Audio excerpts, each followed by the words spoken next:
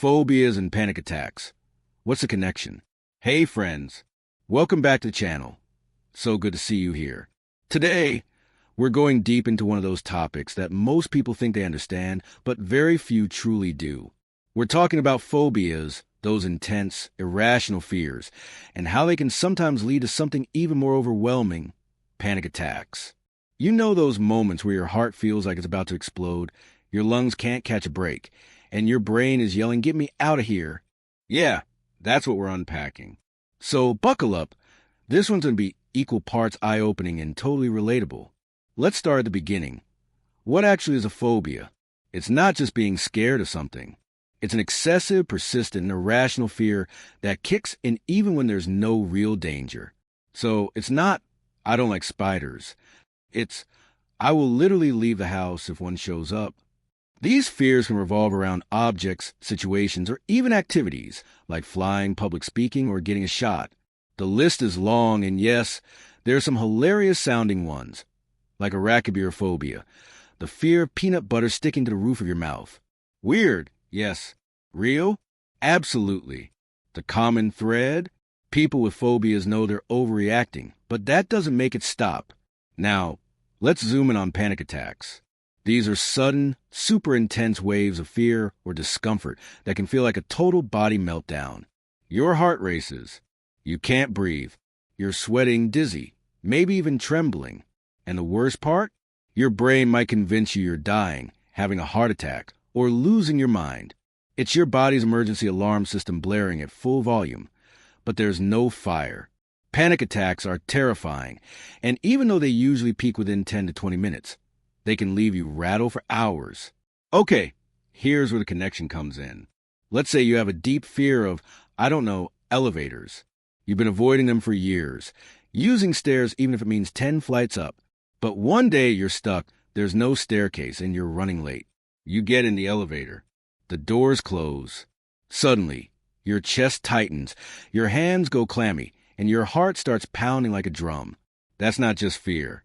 That's a phobia-triggered panic attack. The object of your phobia, elevators in this case, just activated your body's full fight-or-flight response. So what's happening inside your brain when this goes down? Meet your amygdala, a tiny almond-shaped structure deep in your brain. That's basically your fear center. It scans for threats 24/7 and sends out panic signals when it senses danger. Problem is, when you have a phobia, the amygdala can't tell the difference between a real threat and a harmless one. That spider on your ceiling? To your amygdala, it might as well be a bear. Your brain slams a panic button, and before you know it, you're spiraling. Here's what makes it tricky. This panic attack can actually reinforce the phobia, because now it's not just, "I'm afraid of elevators." It's, "Last time I was in one, I thought I was dying." That's when fear starts to feel bigger than the trigger itself. And the more you avoid that fear, the more your brain believes it's right to panic. It's like you're unknowingly telling your brain, "Yes, this thing is super dangerous. Let's keep reacting like our life depends on it." But let's not get it twisted. Not every panic attack is tied to a phobia. Some people have panic attacks seemingly out of nowhere with no clear trigger. That's usually related to something called panic disorder. The key difference? With specific phobias, the fear, and therefore the panic, usually has a very obvious target. You know what sets it off. It's not random. It's linked to that one thing. That's what makes this connection between phobias and panic attacks so important to understand, and so treatable. Now, for the part you've probably been waiting for, what can you actually do about it? First, the gold standard, exposure therapy.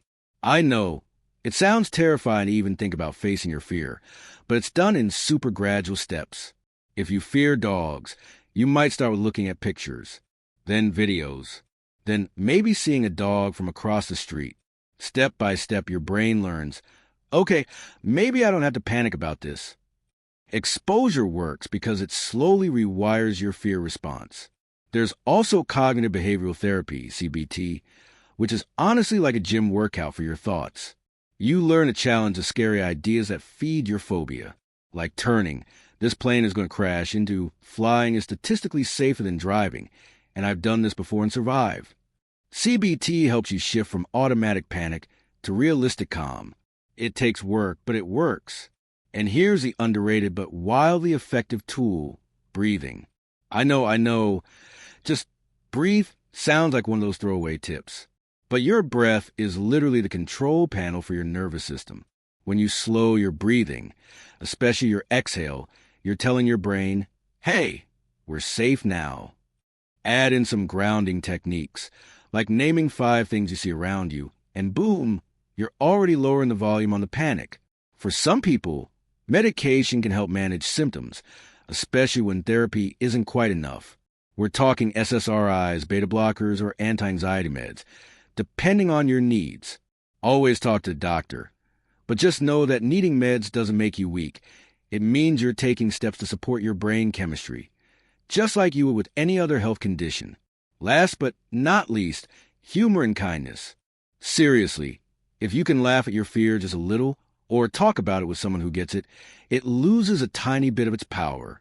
I mean, I've panicked over things as ridiculous as balloons. But if you can find the humor in how your brain overreacts sometimes, it reminds you, I'm human, and that's okay. Fear doesn't define you. Panic doesn't get the final word. You're still you, smart, strong, and capable of healing. And that, my friends, is a wrap on phobias and panic attacks. If this video made you feel a little more understood, or if it gave you a new way to look at your own experiences, go ahead and smash that like button. Seriously, it helps more than you know. And I'd love to hear your stories in the comments. What's a fear you've lived with? Ever had a panic attack triggered by it? Let's keep the conversation open, supportive, and honest. Oh, and before you go, don't forget to subscribe to the channel at Zakaprat for more real talk about mental health, mindset, and the wild roller coaster that is being human. New videos drop regularly, and trust me, you won't want to miss them. Until next time, stay curious, stay kind, and hey, maybe give elevators or clowns a break. Or not. Your call.